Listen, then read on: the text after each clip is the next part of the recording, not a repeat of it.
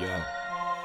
Analytics off the chain, other channels not the same. Jake and Kyle, you know the name. Headliner Nation, we running the game.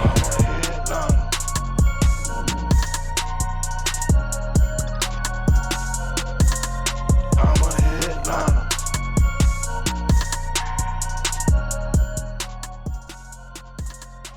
Yo, what is going on, Headliner Nation? Kyle back with the Fantasy Headliners, and we have got some NFL breaking news to bring to you today. Coming across the wire just a few minutes ago, the Cleveland Browns landing their new number one wide receiver, bringing in Amari Cooper from the Dallas Cowboys. From Adam Schefter on Twitter, the Cowboys are finalizing a trade to send wide receiver Amari Cooper and a 6th-round pick to the Cleveland Browns for a 2022 5th-round pick and a 6th-round pick. So essentially, Amari Cooper is headed to Cleveland for a 5th-round pick, and then the two teams are going to swap their 6th-round picks.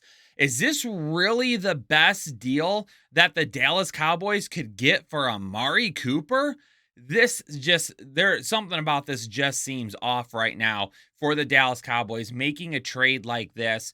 And I mean, Cleveland giving up a 5th-round pick for it? Yeah, why the heck wouldn't you? But, excuse me, Detroit Lions, why in the world were you not in this sweepstakes for a 5th-round pick? You could have given up a 2nd-round pick and I would have been fine with it. Not really. But 3rd. We'll say 3rd. 3rd, maybe a couple of, later picks as well. Whatever. It doesn't matter. I can't believe teams didn't try and go over the top of this offer, especially considering a couple of days ago, we heard that this was a possibility and that this was really going to be the area of compensation that was going to happen.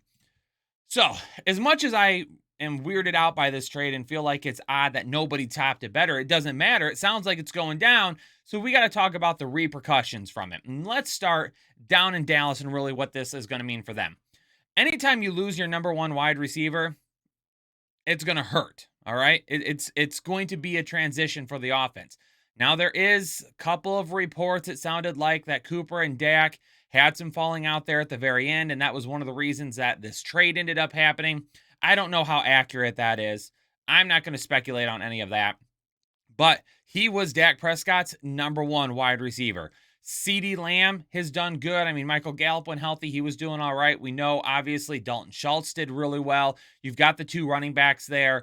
But Amari Cooper was the number one wide receiver for Dak Prescott.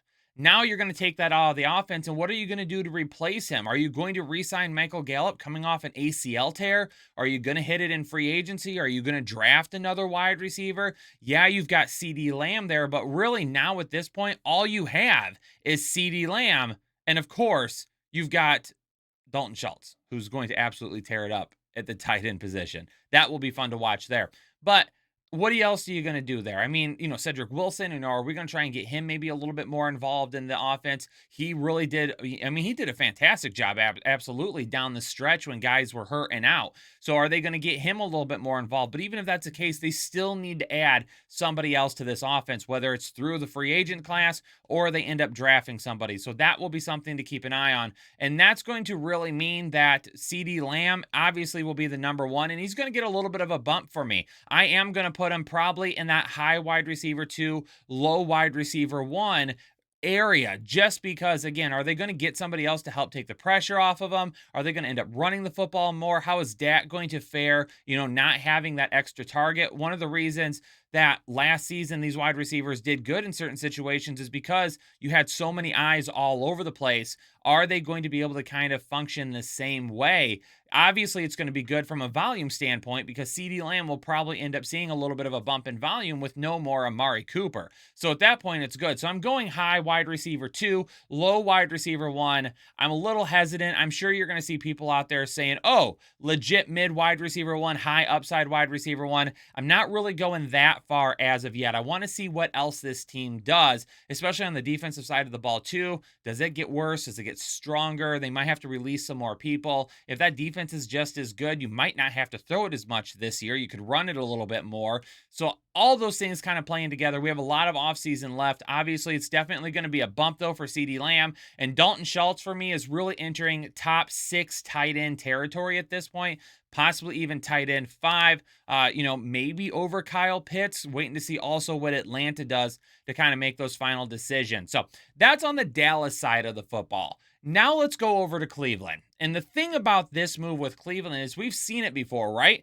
I mean, they brought in Odell Beckham Jr. a few years back. We thought that was going to be a great upgrade for the offense.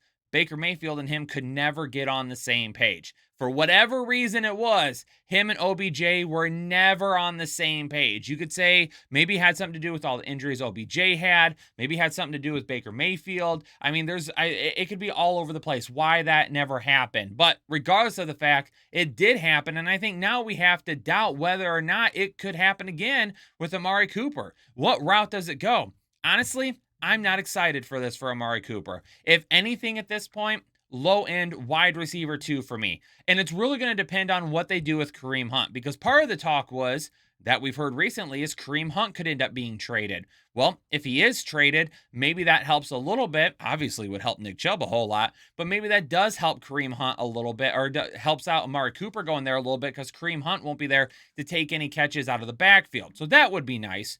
But what are they going to do around him? Does Jarvis Landry end up coming back? They just tagged David Njoku for some reason. So you still have 3 viable tight ends there. Austin Hooper, we've seen him be more of a blocking tight end. Do they get him more involved? So for me, the highest I'm willing to go with Amari Cooper right now is a low-end wide receiver 2. And now I'm going to have to retire the jersey. So put some comments down below on who I should replace Amari with in here in the studio, because now I've got to find somebody else to go there. But anyway, I digress.